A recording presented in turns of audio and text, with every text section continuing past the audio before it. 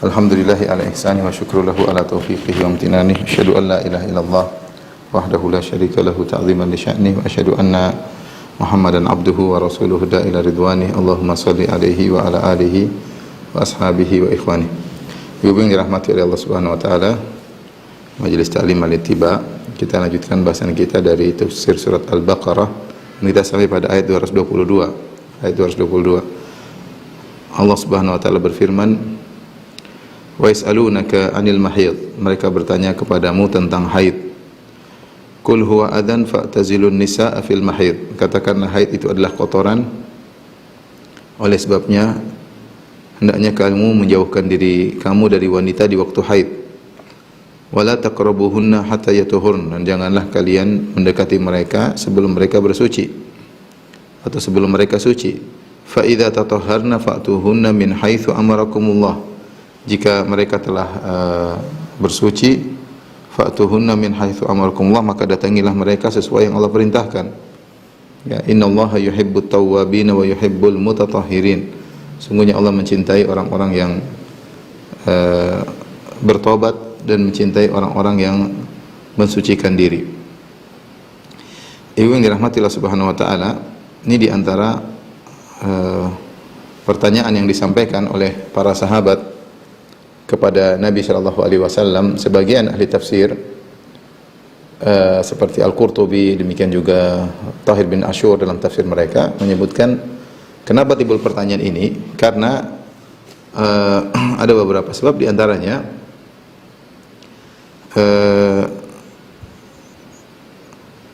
orang-orang Yahudi, mereka tinggal bertetangga dengan kaum Ansar di kota Madinah, dan kaum Ansar bertahun-tahun tinggal bersama orang Yahudi, dan orang Yahudi punya kebiasaan sikap yang agak ekstrim kepada wanita yang haid, di mana mereka menjauhi wanita yang haid, mereka tidak menyentuh wanita yang haid. Kalau mereka tersentuh maka mereka merasa ternajisi, dan ini benar adanya sebagaimana kalau kita baca dalam Kitabul Imamat, ya, dalam Taurat, dan kitab Lawin kalau diterjemahkan dalam Indonesia adalah kitab Imamat, Imamat 15 tentang bagaimana wanita haid, ya, sikap Taurat terhadap wanita yang haid. Saya bacakan, ya, dari ayat 19 atau ayat ke-20, ya. Saya bacakan di sini. Apabila seorang perempuan mengeluarkan lelehan dan lelehannya itu adalah darah dari auratnya, maksudnya haid, ia harus 7 hari lamanya dalam cemar kainnya, yaitu dalam tempat tempat darahnya keluar, ya. Dan setiap orang yang kena padanya menjadi najis sampai matahari terbenam. Orang yang terkena wanita tersebut akan ikut ternajisi sampai matahari terbenam. Ini aturan dalam Taurat. Sehingga kita lihat ayat ke-20 ini, maka seorang tidak berani dekat dengan wanita haid, orang Yahudi, karena kalau menyentuhnya selama dalam kondisi haid maka dia ikut ternajisi sampai matahari terbenam. Ayat selanjutnya, segala sesuatu yang ditidurinya selama ia cemar kain menjadi najis. Artinya selama dia haid, maka apa yang ditidurinya, kasur, bantal, goleng, maka menjadi najis. Dan segala sesuatu yang didudukinya menjadi najis juga. Segala sesuatu yang didudukinya menjadi najis, ya. Pokoknya didudukinya meskipun tidak terkena darah, pokoknya dia tubuhnya seakan-akan menjadi najis.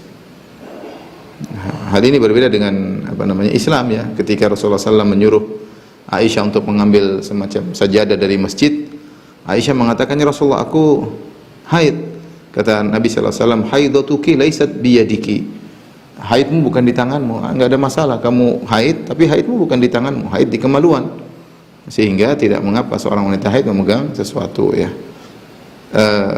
Adapun menurut Taurat dalam Imamat 15 tadi, pada ayat 20, 21 dan seterusnya, wanita haid bagi orang Yahudi kalau tidur di suatu tempat manapun, tempat itu menjadi najis. Kalau dia duduk di suatu tempat, maka tempat tersebut menjadi najis.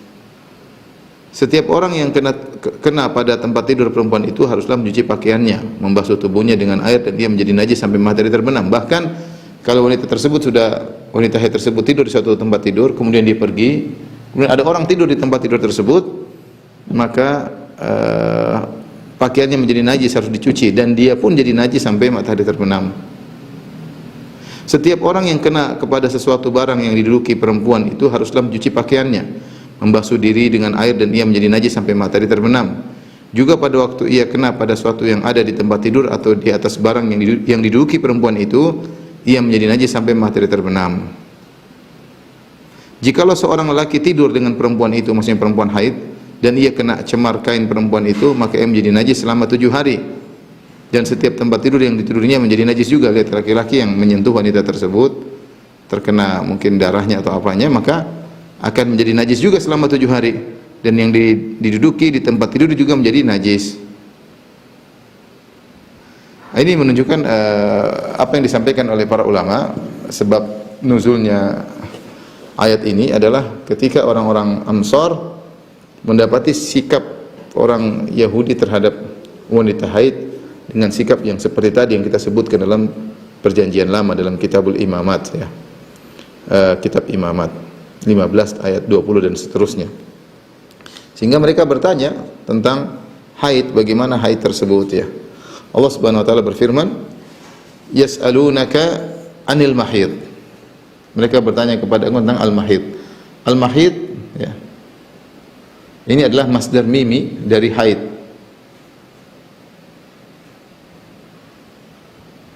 Ya, minal haid. Jadi al-mahid maknanya adalah haid, adalah haid. Ya, haidhan atau mahidhan, ya, sama maknanya. Dalam apa namanya, bukan ismul makan, bukan tempat haid. Tempat haid maksudnya kemaluan wanita, ya. Tapi pertanyaan para sahabat, wa yas'alunaka 'anil mahid, mereka bertanya kepada engkau wahai Rasulullah tentang haid, ya. Yang benar mahid di sini maksudnya adalah haid. Karenanya Allah mengatakan kul huwa adzan, katakanlah bahwasanya haid adalah kotoran. Kul huwa adzan, katakanlah haid adalah kul huwa adzan. Kul huwa adzan.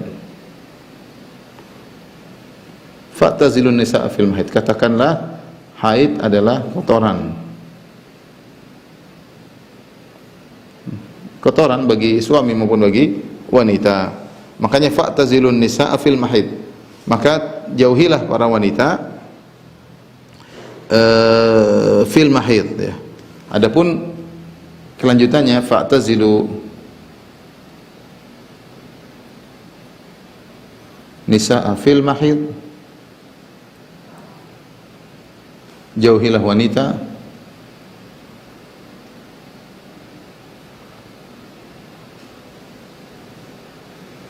dari mahidnya. Mahid sini maksudnya, ini mahid sini adalah tempat haid, maksudnya tempat haid, maksudnya kemaluannya, ya. Maknanya adalah tempat haid, tempat darah haid, maksudnya kemaluan wanita.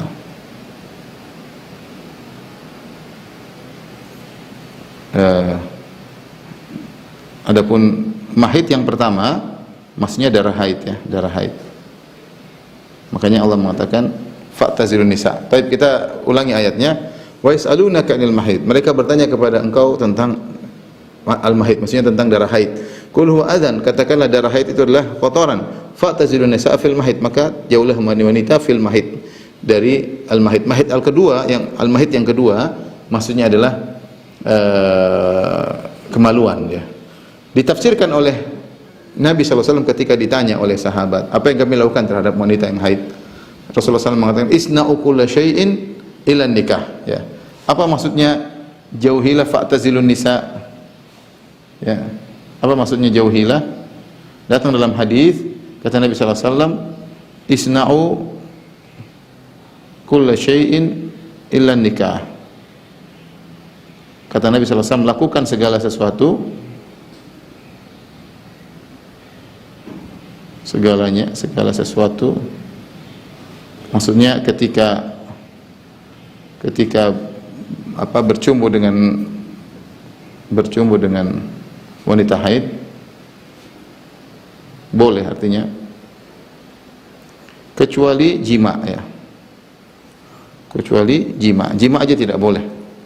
Jima saja tidak boleh. Artinya tidak sama dengan orang Yahudi yang wanita dijauhi sama sekali, tidak diajak makan, tidak minum, tidak boleh tidur bareng karena kalau tersentuh jadi najis. Adapun dalam Islam wanita haid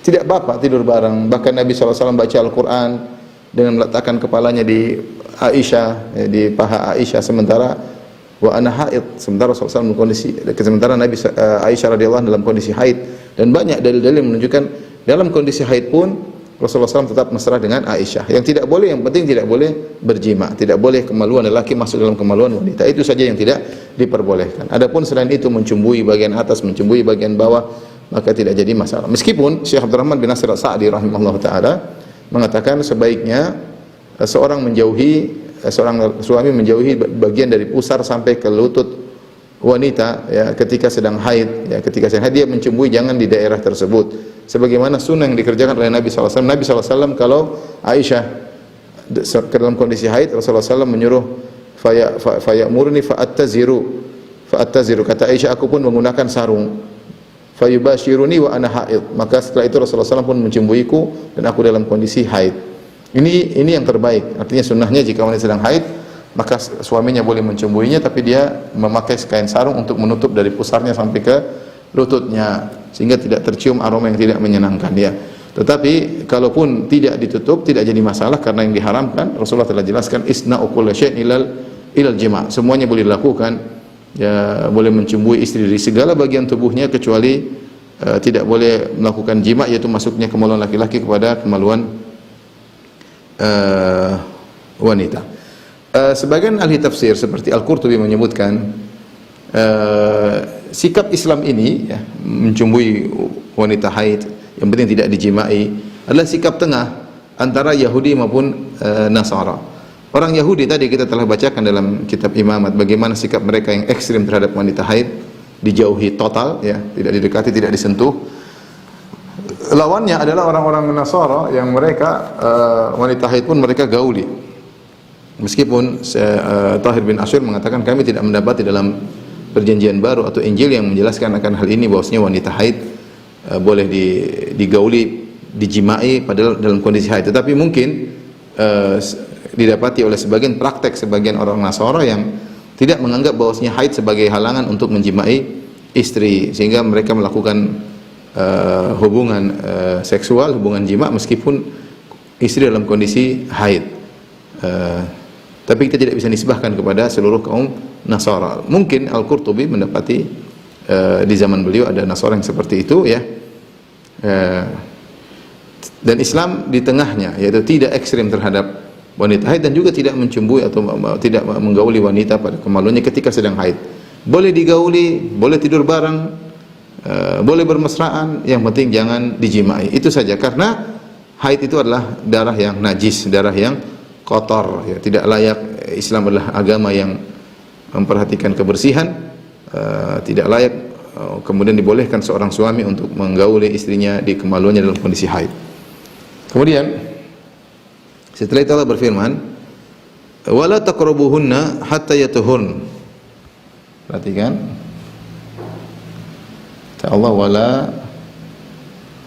taqrabuhunna hatta yatuhurn fa idza tatahharna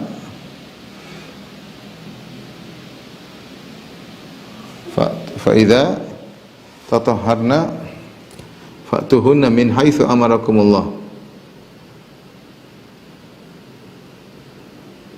fa'tuhunna min haitsu amarakumullah, ya.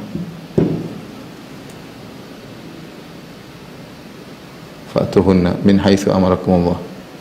Tapi perhatikan sini, yang sampai sini, wala taqrabuhunna, janganlah kalian mendekati mereka.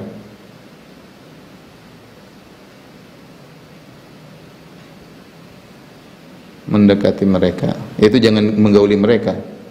Maksudnya menggauli mereka. Ini bahasa kinayah, ya.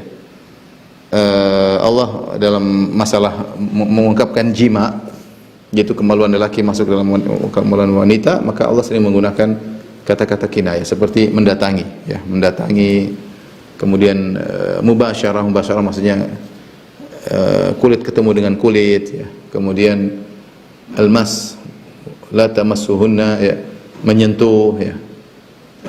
Lams sama mas, menyentuh, lams juga menyentuh. Jadi kata mas, lams, kemudian mubasyarah dan ityan, ini 4 kata yang digunakan oleh dalam Al-Quran untuk menyatakan adalah menggauli, ya, menggauli. Dan demikian bahwasanya terkadang ada kata-kata yang tidak enak didengar secara langsung, maka digunakan dengan kata kinayah. Seperti ini, wala taqrabuhunna hatta yatahun fa idza tatahharna fa'tuhunna. Di sini fa'tuhunna mendatanginya.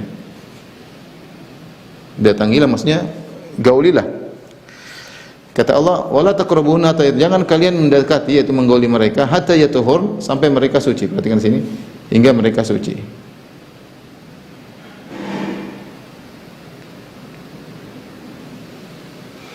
Fa idza tatahharna, jika mereka telah bersuci,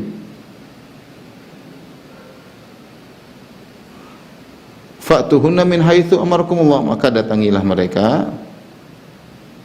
Ini tadi yang saya bilang, datangilah mereka. Taib, perhatikan di sini. Allah mengatakan jangan kalian mendekati mereka, menggauli mereka sampai mereka suci. Dalam sebagian qiraah hatta yatahharna. Ini yang ada 2 qiraah. Yang pertama yatuhurn, yang dalam Al-Qur'an kita yatuhurna. Dalam qiraah yang kedua yatahharna. Yatahharna. Yang kalau yatahharna artinya suci. Kalau yatahharna artinya bersuci. Bersuci. Kenapa kita bawakan qiraah yang kedua ini? Untuk menguatkan bahwasanya syarat untuk menggauli, ini pendapat jumhur ulama, syarat untuk menggauli wanita yang sudah selesai haid, caranya dia harus suci dulu, yaitu haidnya sudah habis dan dia sudah bersuci. Kemudian syarat kedua, dia sudah suci bersih dari haid. Yang kedua, dia harus bersuci, maksudnya dia harus mandi junub, baru boleh digauli. Ini ada khilaf di kalangan para ulama, apakah wanita haid ketika haidnya sudah terputus boleh digauli tanpa harus mandi bersih, tanpa harus mandi junub, ataukah harus mandi bersih dulu? Ada khilaf. Jumhur ulama mengatakan harus terpenuhi 2 syarat, karena Allah mengatakan la wala taqrabun hatta yatahhur, jangan dekati mereka sampai mereka suci. Kemudian Allah mengatakan fa idza tatahharna, jika mereka bersuci. Dan pendapat jumhur ini menunjukkan harus terpenuhi 2 syarat. Dia harus bersih dulu, darahnya sudah bersih, baru dia mandi besar, baru boleh digauli. Mendukung. Jadi karena setelah itu jika mereka tatahhar, fa idza tatahharna, ya. Tatahharna. Ini bersuci, ya. Mendukung pendapat jumhur adalah qiraah ini. Qiraah yatahharna, maknanya sama, bersuci.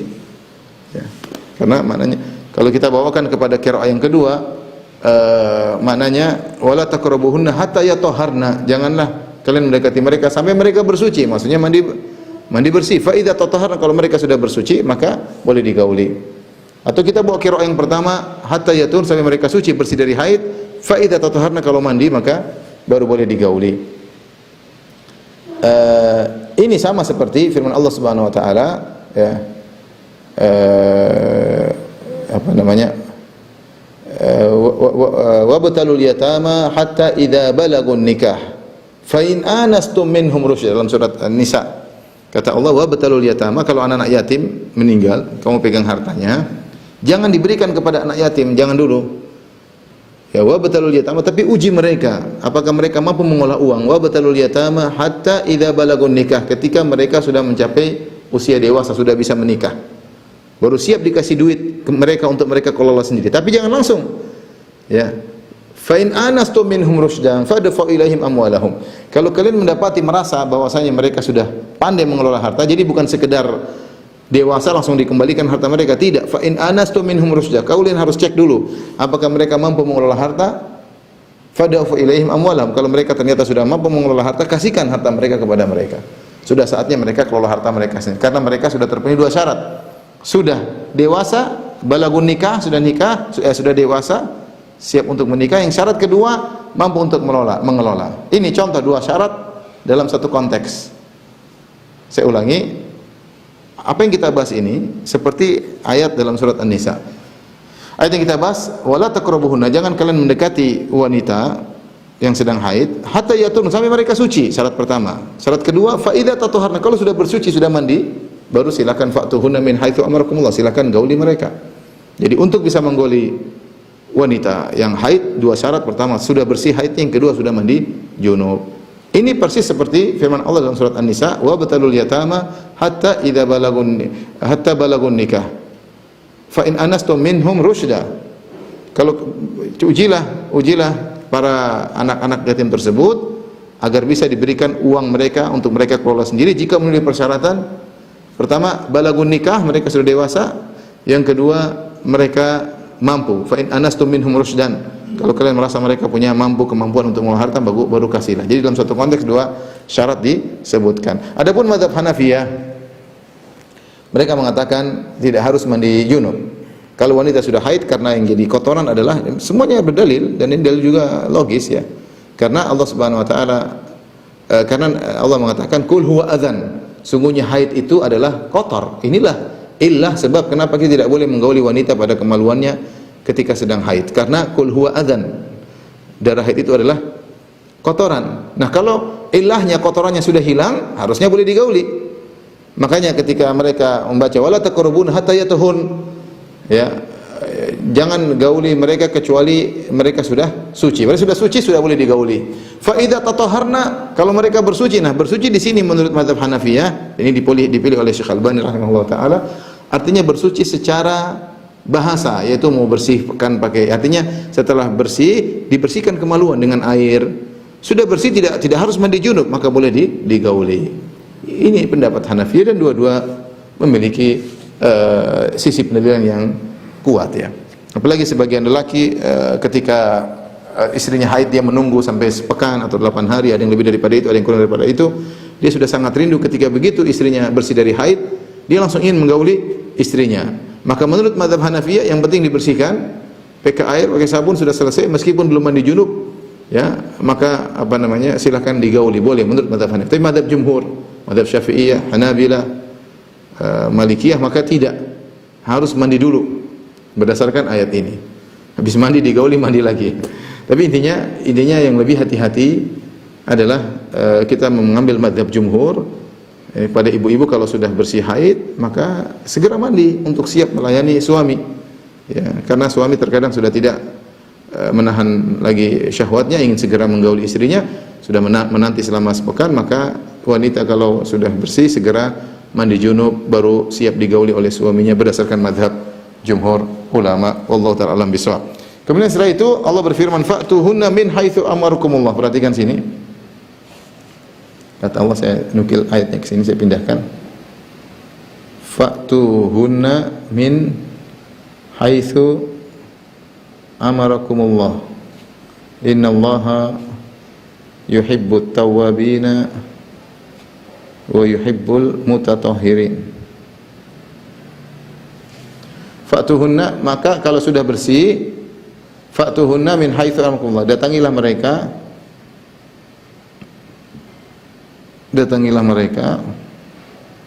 min haitsu amarakumullah, sesuai dengan perintah Allah, yang diperintahkan Allah kepada kalian. Sungguhnya Allah mencintai orang-orang yang bertobat. Innallaha yuhibbut tawwabin.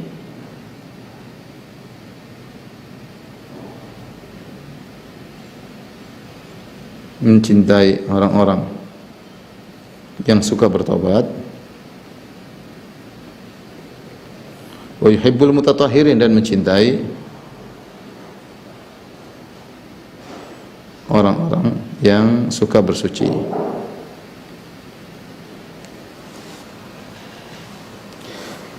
Taib, fa'tuhunna, datangilah, ini kalimat perintah, datangilah mereka. Sebagian ulama mengatakan kalau wanita haid suci wajib segera digauli karena Allah berdatangkan perintah fa'tuhunna. Namun ini tidak tepat karena kita punya kaidah dalam kaidah usul fiqh bahwasanya perintah al-amr ba'dal hadar yadullu 'alal ibahah. Bahwasanya perintah setelah larangan maka bukan berarti hukumnya wajib, tapi dibolehkan ya. Seperti firman Allah Subhanahu wa taala, fa idza halaltum fastadu.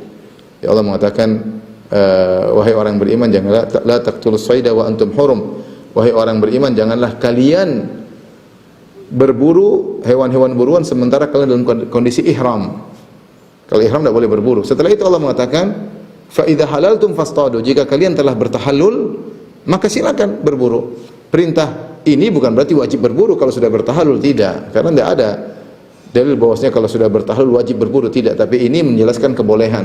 Karena sebelumnya sudah dilarang. Kalau kalian sedang ihram, jangan berburu. Kalau kalian sudah bertahallul, maka berburulah. Maksudnya silakan, boleh, bukan berarti wajib. Jangan dipahami wajib untuk berburu bagi orang yang sudah bertahallul. Sama seperti ayat ini, Allah mengatakan jangan dekati wanita kalau sedang haid. Kalau sudah selesai haidnya, sudah mandi junub, maka datangilah, bukan berarti wajib untuk menggauli wanita yang baru bersih dari haid. Ya, karena ada yang berpendapat demikian, wajib. Mungkin wanita juga sudah rindu, wajib didatangi, enggak. Tapi ini menunjukkan bolehnya, tidak wajib tapi bolehnya, karena ini adalah al-amr ba'dal hadar, yaitu perintah yang datang setelah larangan, tidak menunjukkan kewajiban tapi menunjukkan kebolehan. Tetapi di sini Allah mengatakan min haitsu amarakumullah, datangilah mereka dari tempat yang diperintahkan oleh Allah kepadamu. Maksudnya apa? Yaitu di kemaluan. Di kemaluan, ya.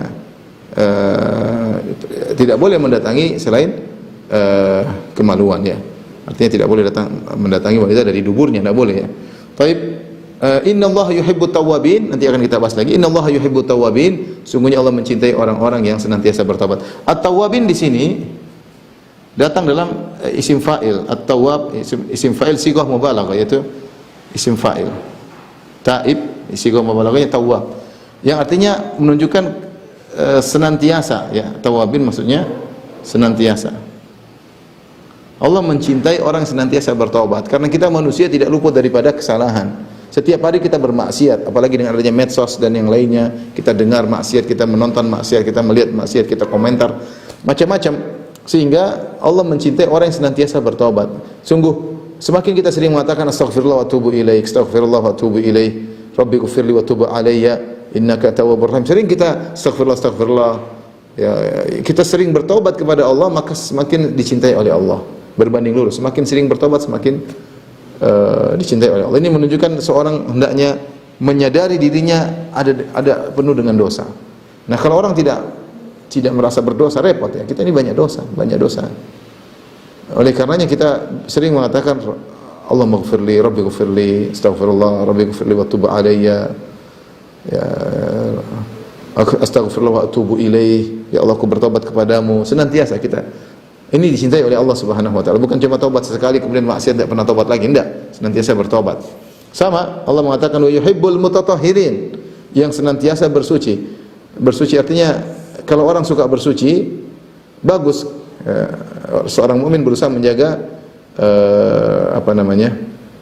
menjaga dirinya. Kalau dia batal maka dia bersuci. Di sini Syekh Sa'di mengatakan mutatahhirin yaitu bersuci dari najis maknawi dan najis hissi. Dari najis konkret maupun najis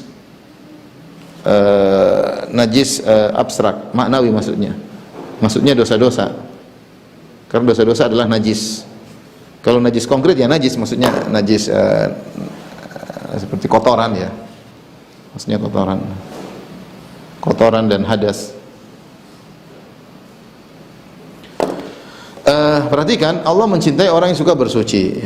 Kalau dia suka bersuci, dia jaga dirinya dari perbuatan-perbuatan maksiat. Di antaranya dia tidak menggauli istrinya ketika sedang haid. Dia tidak menggauli istrinya dari kemaluannya ketika sedang haid, karena Allah larang. Dia bertakwa kepada Allah dalam segala hal, bertakwa di luar rumah, bertakwa dalam rumahnya. Karena sebagian orang bertakwa di luar rumah, ketika dalam rumah dia tidak bertakwa terhadap istrinya. Di antaranya dia menggauli istrinya, tidak bisa tahan hawa nafsunya, dia gauli istrinya di kemaluannya padahal istrinya sedang haid. Sedang haid. Maka kalau dia melakukannya, segera bertobat kepada Allah Subhanahu wa taala, ya. Kita tahu menggauli wanita pada kemaluannya ketika sedang haid adalah dosa. Kalau kita maknakan orang yang bersuci dari dosa-dosa, maka dia lebih utama daripada tawabin secara kedudukan, karena dia tidak berdosa. Dia tidak berdosa, selalu mensucikan dirinya, dibandingkan at-tawabin. At-tawabin melakukan dosa bertobat, melakukan dosa bertobat. Nah, secara kedudukan artinya ini lebih baik karena dia senantiasa menjaga dirinya. Yang ini melakukan kesalahan tapi dia bertobat.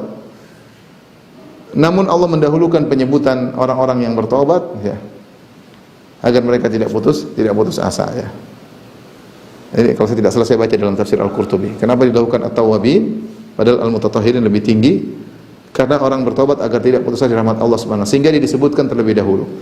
Dan disebutkan belakangan al-mutatahhirin padahal dia tidak melakukan dosa agar dia tidak ujub, Ini sama seperti firman Allah Subhanahu wa taala dalam surat Fatir, "Tsumma awrasnal kitaba alladziina istafaina min ibadina faminhum dzalimun li nafsihi wa minhum muqtasid wa minhum sabiqun bil khairati biidznillah." Kemudian kami wariskan kitab suci kepada orang-orang yang kami pilih, yang tiga golongan. Yang tiga golongan ini semuanya masuk surga. Yang pertama kata Allah, zalimun li nafsi, orang yang mau surga tapi dia menzalimi dirinya, bermaksiat. Tapi dia masuk surga karena maksiat, tapi bukan orang yang dia masuk surga meskipun dia melakukan maksiat karena pahalanya lebih banyak daripada dosanya. Tapi dia mencampurkan antara kebaikan, khalatu amalan salihan wa akhara sayyi'ah. Dia mencampurkan antara kebaikan dengan kemaksiatan. Dia disebut terlebih dahulu. Baru muqtasid, muqtasidlah orang yang tengah yang tidak melakukan maksiat tapi tidak semangat, hanya melakukan yang wajib-wajib. Tidak melakukan yang sunnah-sunnah, tapi maksiat dia tinggal. Yang terakhir Allah sebutkan sabiqan bil khairat biidznillah, orang yang paling segera melakukan kebajikan, tidak hanya melakukan yang wajib, dia juga melakukan yang sunnah-sunnah. Tidak hanya meninggalkan yang haram, yang makruh pun dia tinggalkan. Tapi dia disebutkan terakhir. Seakan-akan Allah mengatakan penghuni surga tiga. Yang pertama menzalimi dirinya, yang kedua yang tengah-tengah, yang ketiga yang paling semangat. Kenapa yang pertama disebut terlebih dahulu padahal kedudukannya lebih rendah, yang mencampurkan maksiat dengan kebaikan? Ya, agar mereka tidak putus asa rahmat Allah Subhanahu wa taala. Agar mereka tahu bahwasanya ada golongan penghuni surga banyak yang modelnya seperti ini, mencampurkan antara kebaikan dengan keburukan, ya. Dan disebutkan sabiqun bil khairat yang terakhir agar mereka tidak ujub, agar mereka sadar bahwasanya mereka semangat beribadah karena izin Allah Subhanahu wa taala. Sama seperti ayat ini, Allah menyebutkan tawabin sebelum mutatahhirin, ya. Padahal mutatahhirin tidak berdosa, tawabin berdosa tapi bertobat, agar orang bertobat tidak putus asa rahmat Allah dan agar orang yang bersuci tidak ujub. Tapi kita lanjutkan ayat berikutnya. Setelah itu Allah berfirman, "Nisa'ukum harthul lakum fa'tu harthakum anna syi'tum." Sudah ini?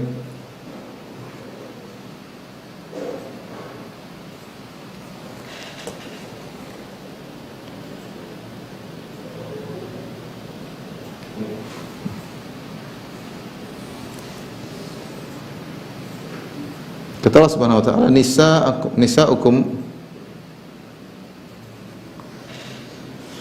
nisa'ukum harthul lakum fa'tu harthakum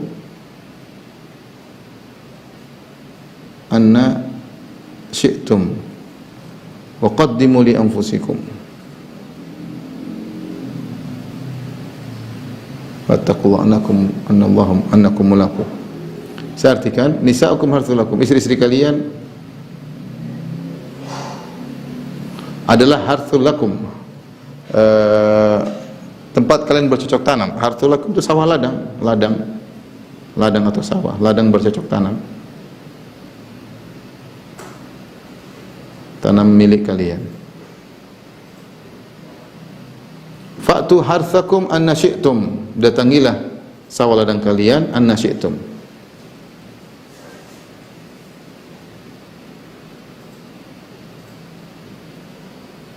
atau ladang kalian sebagaimana yang kalian suka.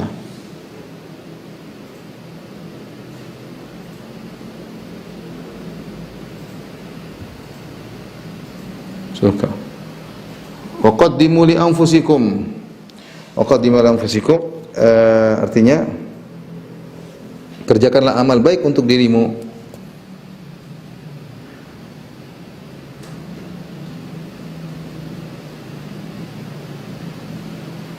Untuk diri. Wattaqullaha wa'lamu annakum mulaquh, dan seterusnya.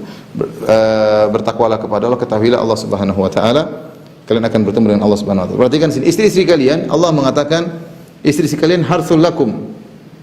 Istri kalian adalah sawah ladang bagi kalian, ya. Sawah ladang bagi kalian. Dan ini isyarat ketika Allah mengatakan sawah ladang bagi kalian, isyarat untuk banyak bercocok tanam.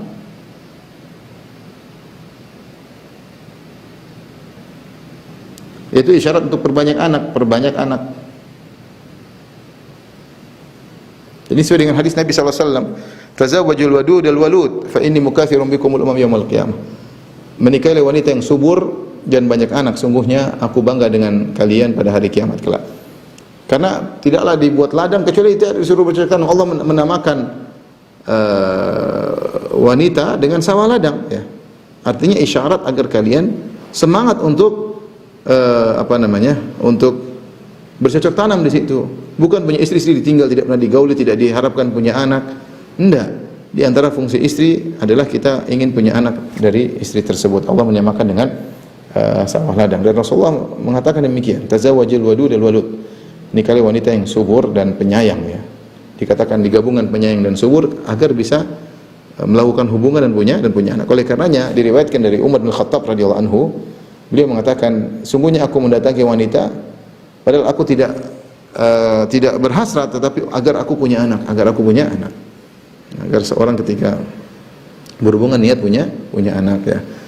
Adapun yang dipropagandakan bahwasanya anak dibatasi dengan jumlah yang sedikit, maka ini bertentangan dengan syariat, ya. Kita juga bukan berarti punya anak sebanyak-banyaknya tanpa kita ajar, tanpa kita perhatikan, enggak, ya.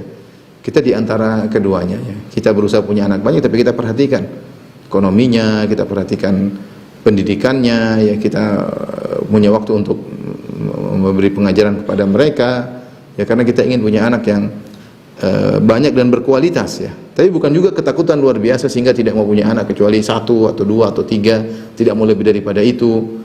Apalagi kalau ternyata tidak mau punya anak karena takut tidak bisa kasih makan. Inilah suudzon kepada Allah Subhanahu wa taala. Inilah syubhatnya orang-orang musyrikin Arab dahulu. Mereka membunuh anak-anak mereka karena takut tidak bisa kasih makan. Makanya Allah mengatakan, wala taqtulu auladakum khasyata imlaq, nahnu narzuqukum wa iyyakum. Janganlah kalian bunuh anak-anak kalian karena takut tidak bisa kasih makan. Ya, takut makan dengan kalian. Nahnu narzuqukum wa iyyakum. Kami yang menjamin rezeki anak-anakmu sebagaimana kami menjamin rezeki kalian. Jadi tidak boleh seorang membatasi kandungan karena takut tidak bisa memberi makan. Ini salah. Karena urusan rezeki, urusan Allah sudah tanggung. Yang penting kita bisa menjarangkan kelahiran, misalnya menunda dalam rangka kemaslahatan, misalnya untuk agar sang anak yang pertama bisa tumbuh dengan baik, kemudian disusul yang kedua bisa tumbuh dengan baik, kita bisa atur pendidikannya, nggak ada masalah. Tapi yang penting kita berusaha punya anak yang banyak, yang berkualitas, ya, tidak jadi masalah. Ada suatu kota, saya kemarin dicerita, Allah alam akan kebenarannya, suatu kota di tanah air, situ ada dulu program sukses bahwasanya anak 1 atau 2 sukses, ya. Akhirnya di zaman sekarang sekolahnya pada sepi, ya. Saya ceritain langsung sama orang yang tinggal di kota tersebut. Sekolahnya sampai sepi karena anaknya cuma 1 atau 2, kemudian langsung pergi ke luar kota, pada tinggal di Jakarta, pada tinggal di kota-kota besar. Sampai untuk mencari anak sekolah, guru-guru tersebut bayar kadang-kadang rebut-rebutan anak sekolah untuk bisa sekolah di sekolahnya karena sudah tidak ada anak-anak, ya. Sudah tidak ada anak-anak. Kita bilang alhamdulillah, tanah air masih luas, rezeki masih. Yang penting berusaha punya anak yang berkualitas, bukan hanya sekedar punya anak tanpa diperhatikan, ya. Kita punya tanggung jawab untuk ngurusi anak-anak, suami istri. Yang punya anak bukan berarti kita membatasi dengan angka yang minimalis, tapi kita juga tidak maksimalis tanpa kita perhatikan. Tapi intinya ayat ini menunjukkan di antara dalil dijadikan dalil oleh para ulama, ketika punya istri hendaknya punya anak yang banyak, karena tidak ada, Allah sebutkan, Allah mengkinayahkan istri dengan sawah ladang, maksudnya ladang agar dibanyakin tanamannya, maksudnya agar punya anak yang banyak. Kemudian di antara faedah dari ayat ini juga bahwasanya seorang lelaki kalau istrinya melahirkan anak perempuan, jangan dia emosi sama istrinya, ya. Karena fungsi istri hanyalah sebagai sawah ladang. Yang menanami dia, yang meletakkan air maninya adalah dia. Ketika lahir anak perempuan, pertama perempuan, kedua perempuan, ketiga perempuan, ketiga, keempat dan kelima, keenam anak perempuan semua, jangan dia ngomel-ngomel sama istrinya. Dia tidak tahu apa kebaikan yang lebih tepat baginya. Allah yang lebih tahu. Allah yang lebih tahu. Karena kesalahan bukan pada istrinya, ya. Yang tanam kamu, kok kamu istri yang disalah-salahin. Makanya lelaki yang benci sama istrinya gara-gara anaknya perempuan melulu, itu laki-laki yang kurang waras. Karena fungsi wanita sawah ladang, ya. Kamu yang menanami, ya. Kamu yang menanami. Qadarullah, Allah menjadikan anak perempuan terus atau anak perempuan yang banyak. Maka kalau ada laki benci sama istrinya gara-gara punya anak perempuan terus, akalnya bermasalah, ya. Nisa'ukum harthul lakum fa'tu harthakum. Ini Allah fa'tu harthakum, kata Allah motivasi. Datangilah sawah ladang kalian. Anna syi'tum, sebagaimana yang kalian suka. Kalimat anna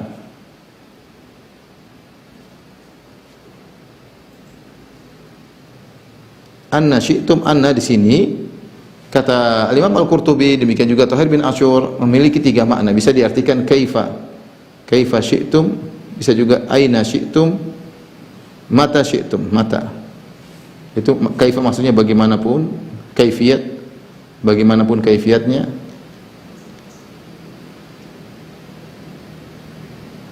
Aina itu dimanapun, mata kapanpun.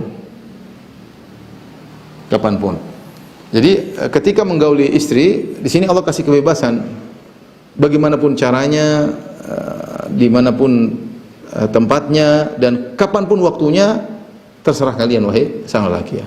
Artinya sang lelaki boleh menggauli istrinya kapan ada syahwatnya, mau jam 3 subuh, mau jam 3 siang, terserah. Dia punya hak untuk menggauli istrinya, dan istri yang baik siap melayani istrinya kapan saja. Tentunya ada saling kata orang pemanasan terlebih dahulu. Tapi intinya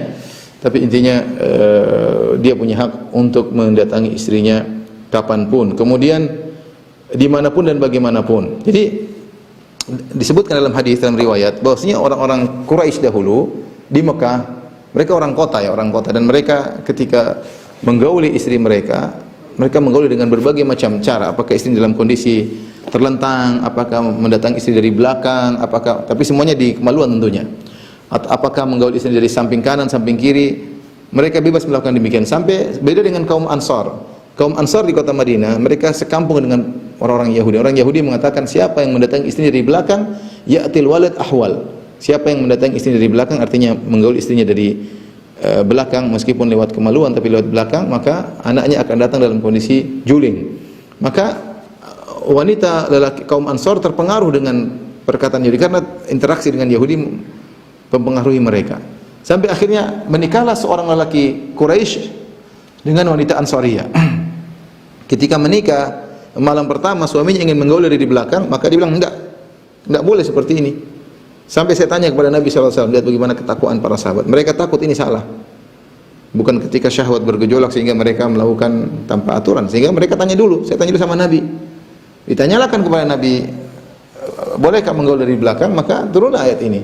Nisa'ukum harthul lakum fa'tu harthakum anna syi'tum. Datangi bagaimanapun caranya. Enggak ada masalah dari belakang, dari samping kanan, samping kiri, dari depan, dalam kondisi berdiri, dalam kondisi duduk, dalam kondisi semuanya boleh. Hukum asalnya boleh. Ini menjalil bahwasanya hukum asal menggauli wanita dengan berbagai cara, berbagai model, hukumnya boleh dan itu diperbolehkan. Dan kapanpun boleh menggauli istri. Tetapi jangan disangka bahwa ayat ini ketika dikatakan anna syi'tum berarti boleh menggauli istri dari dubur. Karena sebagian orang berdalil dengan perkataan kesalahan ada sebagian ulama yang salah. Ini zallatul alim. Sebagian ulama yang salah berdalil dengan ayat ini bahwasanya boleh menggauli istri dari dubur. Maka dibantah bahwasanya tidak demikian. Karena ayat dan hadis menunjukkan haramnya menggauli istri lewat dubur. Pertama, ayat Allah berbicara tentang, sebelumnya berbicara tentang kemaluan, mahid, tempat haid. Yang Allah sedang berbicara tentang haid. Dan Allah menyebutkan harth, tempat bercocok tanam. Bercocok tanam kita lelaki dengan pada wanita adalah kemaluannya, bukan duburnya. Duburnya tidak bisa melahirkan anak. Allah sebutkan bercocok tanam. Fa'tu harthakum. Datangilah tempat cocok tanam kalian. Maksudnya di kemaluan wanita.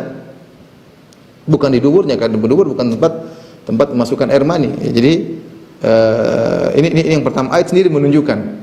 Kemudian yang kedua, hadis dalil yang banyak. Kata Al-Qurtubi rahimahullah bahwasanya orang yang mendatangi istrinya dari duburnya terlaknat. Orang yang mendatangi istrinya dari duburnya terlaknat. Kemudian dari secara logika, kalau haid saja, secara kias aulawi kalau haid yang itu kotornya temporal bertempo, ya, hanya sebentar, itu pun tidak boleh digauli, apalagi dubur yang selalu tempat kotoran yang tidak pernah hilang dari kotoran, ya. kalau dubur kotorannya kontinu. Haid yang kotorannya hanya ada waktunya, ada temponya, itu tidak boleh digauli sang wanita. Bagaimana dengan haid yang apalagi dubur yang kotorannya berkesinambungan? Maka tidak boleh menggauli istri dari kemaluan lelaki, masukkan ke dubur wanita. Dan ini disebut sebagian ulama menamakan dengan al-lutiyah sugra, yaitu homoseksual kecil. Ya, bahkan sebagian ulama mengatakan bahwasanya sebab terjadinya praktek homoseksual di zaman Nabi Lut awalnya demikian. Awalnya kaum lelaki sering menggauli istri mereka dari dubur, bukan dari kemaluan. Ketika terbiasa menggauli istri dengan dubur, akhirnya menyamakan dengan dubur lelaki, sehingga terjadilah homoseksual, ya. Sehingga di sini kita tahu bahwasanya benar ada sebagian ulama berpendapat boleh menggauli wanita dari lewat duburnya, tapi ini pendapat yang salah. Ini pendapat yang salah, tidak boleh diikuti, hukumnya haram karena bertentangan dengan ayat, hadis maupun qiyas. Disebut dengan zallatul alim, kesalahan ulama. Sama seperti sebagian ulama membolehkan musik, ada aja yang membolehkan musik. Maka kita ikut, ada ulama membolehkan musik, tapi yang mengharamkan lihat ijma. Ada ulama membolehkan nikah tanpa wali, ada. Itu namanya pendapat tapi salah. Salah, tidak boleh diikuti, ya. Jadi yang benar bahwasanya tidak boleh menggauli istri lewat dubur. Kemudian saya ingatkan kepada para wanita, ketika kita dengar ayat ini, fa'tu harthakum anna syi'tum, maka seorang wanita berusaha mencari pahala kepada Allah Subhanahu wa taala dengan siap melayani suaminya kapan saja. Suaminya berkeinginan, maka dia melayani suaminya kapan saja. Karena Allah anna syi'tum, dan di antara mana anna syi'tum adalah mata syi'tum, kapan saja kalian kehendaki. Kemudian dalil bahwasanya hukum asal menggauli istri dengan cara apapun, dengan gaya apapun, dengan model apapun, hukumnya boleh, apapun hukumnya boleh. Yang tidak boleh cuma dua, lewat dubur tidak boleh, atau lewat kemaluan ketika sedang haid, itu saja. Dubur tidak boleh, atau lewat kemaluan ketika sedang haid, itu yang tidak boleh. Selainnya maka boleh, karena lelaki boleh bersenang-senang dengan istrinya dari segala tubuhnya, tidak jadi masalah, ya. Tidak jadi masalah. Nabi SAW ketika Aisyah haid, Rasulullah menyuruh pakai sarung, tapi Rasulullah SAW gauli, wa yubashiruni, Rasulullah menggauliku sementara aku dalam kondisi haid. Kemudian Allah berfirman, wa qaddimu li anfusikum. Perhatikan ayat ini. Ayat ini ayat yang menakjubkan, ya. Wa qaddimu li anfusikum, kerjakanlah amal baik untuk dirimu. Apa maksudnya? Kaitannya dengan menggauli istri. Wa qaddimu li anfusikum. Banyak ahli tafsir mengatakan seperti Sa'di, Syekh Utsaimin rahimahullahu taala, dan juga Al-Qurtubi dan yang lainnya. Mereka mengatakan bahwasanya bertakwalah kalian, carilah amal soleh, ya, ketika berhubungan dengan istri. Carilah pahala untuk masa depanmu, untuk akhiratmu ketika menggauli istri.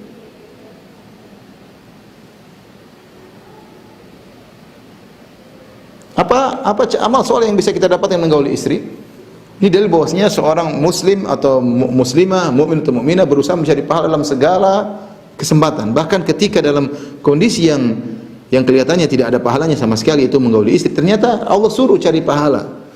Caranya bagaimana? Misalnya dengan berdoa sebelum berhubungan.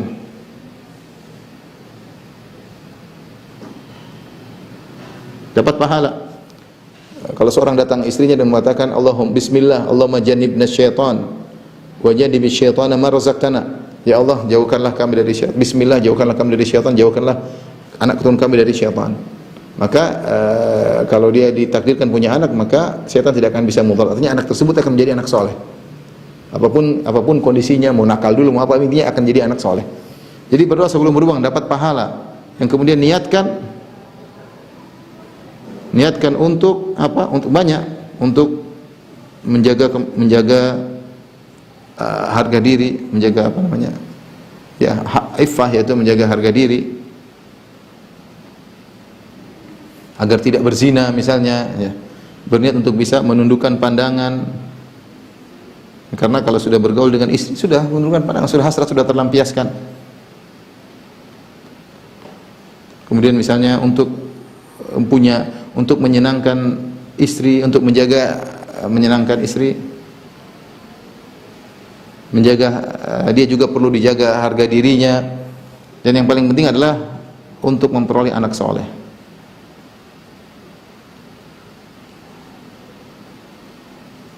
Perhatikan, dalam berhubungan pun kita bisa dapat pahala. Allah mengatakan qaddimu li anfusikum. Setelah dan kerjakanlah amal baik untuk dirimu ketika sedang berhubungan. Di antaranya seperti yang saya katakan. Makanya di sini dalil bahwasanya seorang berusaha mencari pahala dalam setiap kesempatan yang bisa dia lakukan. Waqaddimu li anfusikum wattaqullah, bertakwalah kepada Allah. Ya, wattaqullah, untuk beramal saleh, untuk menjauhi larangan Allah Subhanahu wa taala. Jangan sampai kita ketika berhubungan dengan istri kita melakukan hal yang haram, seperti terjadi zaman sekarang. Orang belum melakukan hubungan dengan cara yang haram, ya. Banyak ya, dengan mungkin lewat dubur haram, ya. Kemudian misalnya ketika haid digauli juga hukumnya haram. Menonton film-film yang tidak benar untuk menimbulkan syahwat juga haram, ya. Macam-macam ya, kita penyimpangan dalam hal ini banyak. Wattaqullah, bertakwalah kepada Allah, bahkan dalam berhubungan pun bertakwa kepada Allah. Sebagian lelaki kemudian tidak bertakwa, biarkan istrinya terkatung-katung, tidak digauli berbulan-bulan. Wanita tidak bertakwa kepada Allah, suaminya mengajak berhubungan dia tidak mau dengan tanpa alasan, berbagai macam ya. Berbagai macam ya. Ini butuh dalam berhubungan, butuh ketakwaan kepada Allah Subhanahu wa taala. Wa'lamu annakum mulaqu. Ketahuilah bahwasanya kalian akan bertemu dengan Allah. Ini yang penting. Kita ini jangan melakukan kegiatan, kita sadar kegiatan apapun yang kita lakukan, kita akan bertemu dengan Allah Subhanahu pada hari kiamat kelak, dan kita akan diminta pertanggungjawaban atas apa yang kita lakukan, apa yang kita lihat, apa yang kita dengar, apa yang kita utarakan, apa yang kita bicarakan, apa yang kita tulis, termasuk bagaimana pergaulan kita dengan istri kita, dengan suami kita. Wattaqullaha wa'lamu annakum mulaqu wa basyiril mu'minin, ya. Berilah kabar gembira kepada orang yang beriman. Orang yang beriman, mereka akan gembira pada hari pertemuan dengan Allah Subhanahu wa taala. Yauma tabyaddu wujuh wa taswaddu wujuh, hari di mana ada wajah berseri-seri orang beriman. Wa taswaddu wujuh, ada wajah yang hitam, orang kafir, orang tidak beriman. Ya. Kata Allah Subhanahu wa taala, fa idza ja'atis sakha yauma yafirul mar'u min akhihi wa ummihi wa abihi wa sahibatihi wa banihi wa likulli imrin minhum yawma idzin sya'nu yughni wujuhu yawma idzin musfirah dhahikatun mustabsyirah. Pada hari tersebut ada wajah-wajah yang bergembira, bersinar wajah mereka. Ya, yauma idzin musfirah dhahikah, tertawa, mustabsyirah, penuh dengan riang gembira. Di sini Allah mengatakan wa basyiril mu'minin, berilah kabar gembira kepada orang beriman untuk hari depan mereka di hari kiamat kelak ketika bertemu dengan Allah. Gembira dari apa? Allah tidak menyebutkan maf'ul bihnya, objeknya. Berilah kabar gembira kepada kaum mukmin. Kabar gembira apa? Allah tidak sebutkan. Kata Syekh Sa'di ini menunjukkan umum, itu semua hal akan mengembirakan mereka di akhirat. Tinggal kita berupaya di dalam kehidupan ini kita beriman, itu saja ikhwan dan akhwat, ibu-ibu yang dirahmati Allah Subhanahu. Bertakwa ibu-ibu, beriman. Jangan beriman cuma di luar rumah, ikut pengajian, bikin jadi panitia, ya, kemudian bantu sana, bantu sini, bantu ustaz, tapi di rumah tidak beriman, tidak bertakwa di hadapan suami. Ya, maka seorang beriman dimanapun berada, bertakwa dimanapun berada, di luar rumah, dalam rumah terutama, lebih utama untuk beriman kepada Allah Subhanahu wa taala. Mungkin sampai di sini saja karena waktu sudah habis. Pada ibu kalau ada yang bertanya, saya persilahkan. Ustaz, apakah tidak sah akad nikah saat wanita haid? Jawabannya bukan syarat. Wanita haid nggak ada masalah, meskipun ketika akad nikah. Jadi khilaf ketika wanita haid ditalak, itu ada khilaf di kalangan para ulama. Wanita haid ditalak, wanita ditalak dalam kondisi haid hukumnya haram. Tetapi khilaf apakah jatuh talak atau tidak, ada khilaf di kalangan para ulama. Jumhur mengatakan jatuh, sebagian mengatakan tidak jatuh. Tapi kalau akad nikah wanita haid tidak jadi masalah.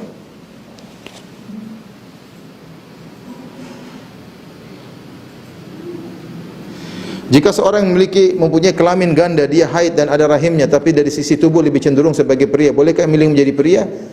Wallahu alam bisawab. Saya rasa dia jadi wanita, ya, karena tapi ini perlu ada pembahasan, ya, karena ketika dilihat mana kecenderungannya, bukan kecenderungan syahwatnya, tapi kecenderungan fisiknya, dia wanita laki-laki, maka dia harus menyesuaikan.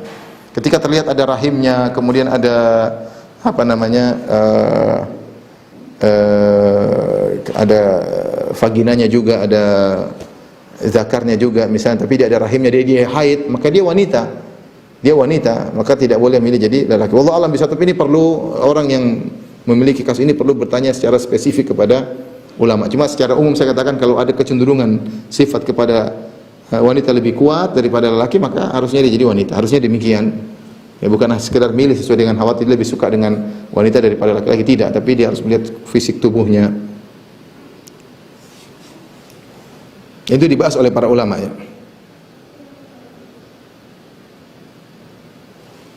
Ustaz, bagaimana sebagai sesama manusia bisa mengetahui bahwa saudara kita sudah bertobat kepada Allah sementara kita tahu dia melakukan dosa yang lain? Seperti contohnya merokok, berdosa kepada orang lain. Ya, kita bilang kita lihat zahirnya, karena maksiat yang dilakukan banyak, bukan bisa jadi dia bertobat pada sebagian dosa, tapi dia maksiat pada sebagian dosa. Ya, kita tetap mengatakan dia bertobat, dia sudah tidak riba lagi, dia sudah berzina, tapi dia masih merokok, masih dusta, dia punya dosa yang lain. Kita lihat zahirnya. Kalau zahirnya dia sudah meninggalkan sebagian dosa, berarti dia sudah bertobat dari sisi dosa-dosa tersebut. Adapun dari dosa yang belum dia tinggalkan, berarti dia belum bertobat. Kita tidak bisa menilai kecuali zahir doang. Ustaz, apakah wanita haid boleh berdiam di dalam masjid? Misalnya ketika umrah ia haid, tapi ia harus masuk ke masjid mengantar ibunya yang harus didorong dengan wheelchair dan menunggu ibunya dalam masjid sampai selesai. Insyaallah tidak jadi masalah. Yang penting dia jaga dirinya, dia pakai pembalut agar darahnya tidak berceceran.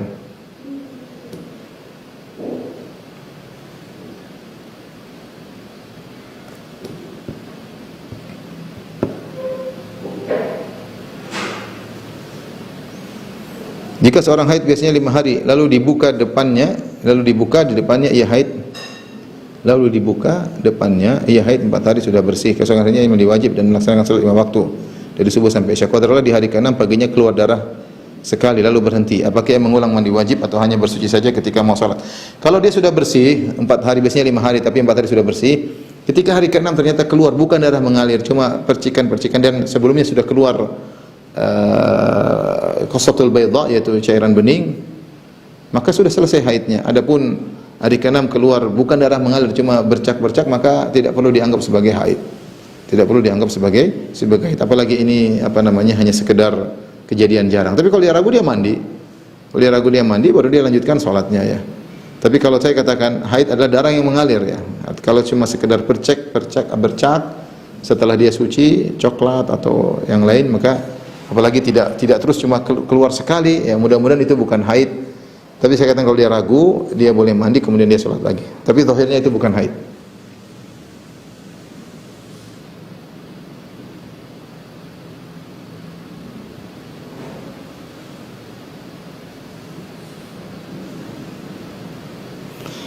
Saya diberi uang deposit sebesar 1 M dan untuk riba setiap bulan saya sudah pisahkan dan dikeluarkan ke tempat yang banyak lembaga menyediakan tempat untuk menyalurkannya. Masalahnya saya bingung bayar zakatnya.